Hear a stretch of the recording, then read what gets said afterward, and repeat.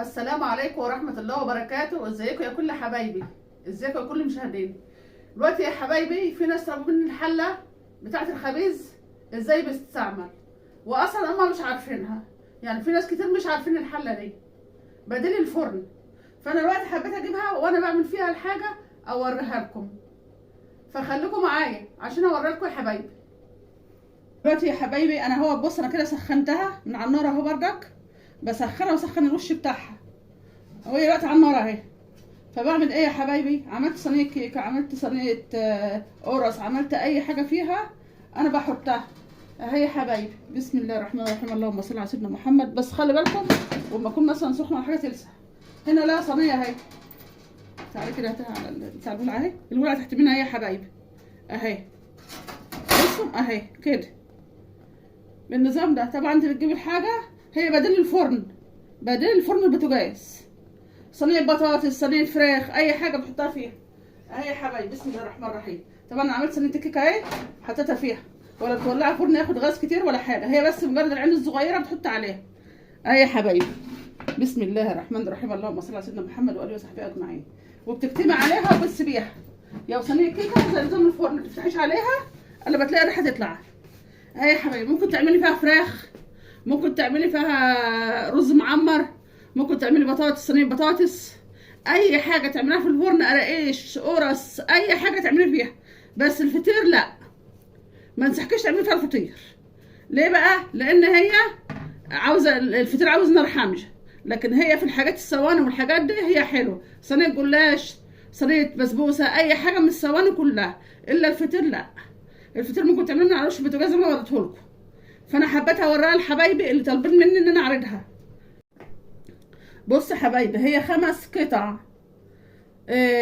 قولي معايا، الغطا الصغير والحلتين الكبار اللي هم مطبقين على بعض دول، والصينيه المونيا صغيره جوه، والشبكه بتاعتها. وفي بيبقى قطع 4 قطع بس. يعني هي على كذا نوع، في بالكهرباء وفي بالغاز زي ما احنا شايفين كده، فهي كذا نوع. بس هي بصراحه حلوه، ممكن تشوي بطاطا جميله ما بتاخدش سوا وجميله.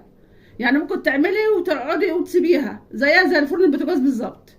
فانا حبيت اوريكم النهارده ان انا هعمل فيها ايه يا حبايبي، وخليكم معايا عشان انا هعمل فيها الحاجات اللي انا هوريها لكم دلوقتي يا حبايبي. انا طبعا عملت ايه، قلت اما الكيكه تستوي يكون عملت ديت حمله هم ايه فطار، بيبقى الواحد حامل هم الفطار وكده.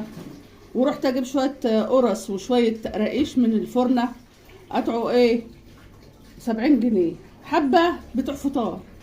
طب وانا ايه اللي زنقني؟ انا قاعده رحت جايبه كيلو دقيق وعندي السمنه وعندي نقطه زيت، رحت حطاها ومع خميره، وجبت علبتين زبادي على كيلو دقيق، كل واحد دقيق. قلت طب ما انا وانا قاعده كده في العشاء بعد ما اصلي العشاء اروح عاملاه يصبحوا يفطروا منه وكل حاجه. يعني هم يصبحوا يفطروا منه، يفضل في التلاجة، يفضل في التلاجة مفيش مشاكل. احطه في قلب كيس وفي قلب التلاجة.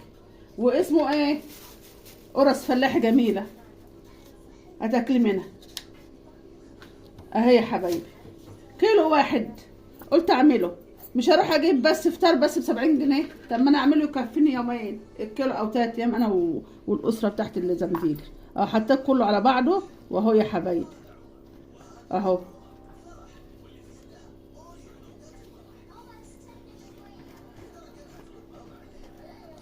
علبتين زبادي حطيتهم عليه عشان يبقى ريحته حلوه، وخميره طبعا كيس خميره على كام دقيق واحد. اللهم صل على النبي، تحس ان في بركه. تروح تجيب حاجه من الفرن ما تقعدش. خليكم معايا عم عجين وارجع لكم دلوقتي يا حبايبي. انا سويت الكيكه وحطيت ايه القرص، فانا هوريها لكم اهي. بسم الله الرحمن الرحيم، اللهم صل على سيدنا محمد، اللهم صل على النبي اهي يا حبايبي اهي. بصوا اهي. انا ما رضيتش افتح على الكيكه لان الكيكه اصلا لما بفتح عليها بتهبط، فطبعا ايه ما عملتهاش ومستعجله على القرص اهي يا حبايبي. شايفين اهي بتخبز زي الفرن بالظبط، مقبل القرص وكله اهي. دلوقتي يا حبايبي رجعت لكم بعد ما ايه هشوف القرص بقى اهي بعد ما استوت، عشان ريحتها طلعت وبقت جميله يعني. بسم الله الرحمن الرحيم، اللهم صل على سيدنا محمد واله وصحبه اجمعين. بص يا حبايبي اهي اعراض حلاوتك يا ام زياد اهي يا حبايبي اهي. انا عامله اهي، شوفوا النار هاديه ما بتاخدش غاز، هي ما بتاخدش غاز، ما بتاخدش اي غاز خالص يا حبايبي. بصوا اهو، اما احط الحله عليها عشان بس تحمر شويه وبعد كده ايه الغطا عليها. وتخلي بالكم يا حبايبي لانها بتلسع برضه.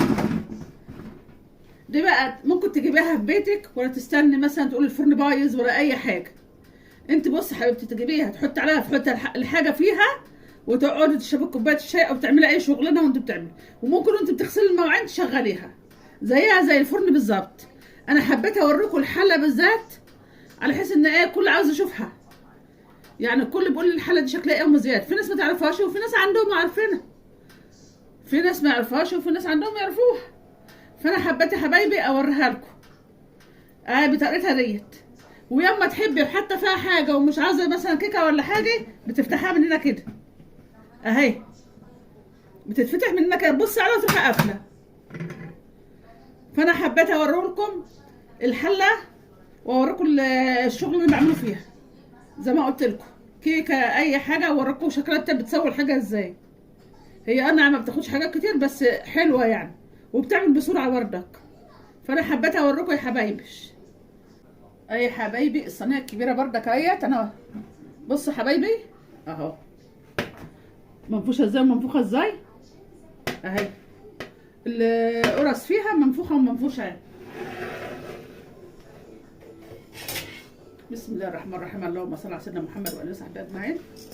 اهي يا حبايبي بصوا، والقعر بردك اهو. هي بقى لسه ايه هسويها وهوريكم واحده واحده كده اهي يا حبايبي. الكيلو طلع دول وطلع طلع صينيه صغيره ودول اهو يا حبايبي. خليكم معايا عشان ابقى اوريكم الباقي. دلوقتي يا حبايبي بعد ما خلصنا اهو الكيلو طلع كام قرصه للخمسه، طلع 14 قرصه. الكيلو طلع 14 قرصه. بصوا الكاميرا ظلماهم، كاميرا ظلماهم وقبين وحلوين اهو، بس انا ماسكاهم بالبتاع عشان سخنين اهو يا حبايبي. دي اللي انا مسوياهم في الحله اهو. الكاميرا ظلماهم، هم اصلا في الطبيعه احسن واللي هم الصفر الجمال دول اهو يا حبايبي. ده في الحله، في الحله ديت ولا فرن ولا اي حاجه، عملتهم في الحله اهو. وكيلو تشوفوا كام قرصه اهو يا حبايبي. دلوقتي يا حبايبي بعد ما وريتكم القرص اهي تبقى عاملها وفي قلب الحله. يا رب بقى اللي عرفنا طبعا ايه يعمل لنا لايك، واللي يشوفنا اول مره يعمل اشتراك. ويا رب الحاجه تعجبكم يا رب، والحله تعجبكم وتجيبوا زيها، والحله تعجبكم وتجيبوا زيها هتنفعكم عامه يعني. واقول لكم السلام عليكم ورحمه الله وبركاته يا كل حبايبي.